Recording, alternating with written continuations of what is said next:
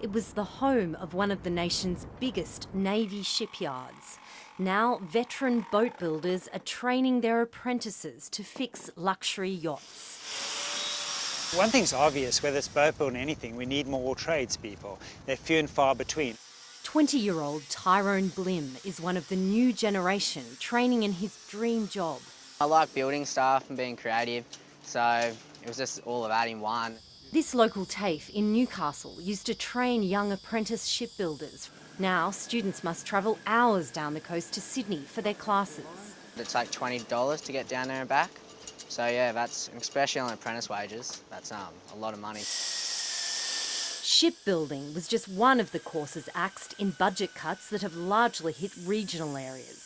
Protests were loud and impassioned as trades training was open to competition under the federal Labor government, and $6 billion flowed to the private market.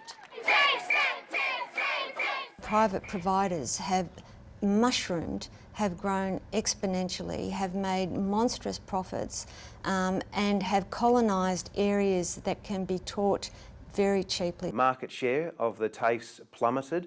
$300 million per year was stripped out of TAFE budgets. So we're seeing a collapse in funding, collapse in students, collapse in teacher numbers. We're seeing a collapse in this public institution called TAFE.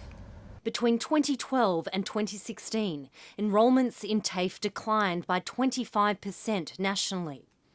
Victoria lost 44% of its TAFE workforce in recent years, mostly teachers. In New South Wales, it was 35%, 25% in Queensland and 17% in South Australia.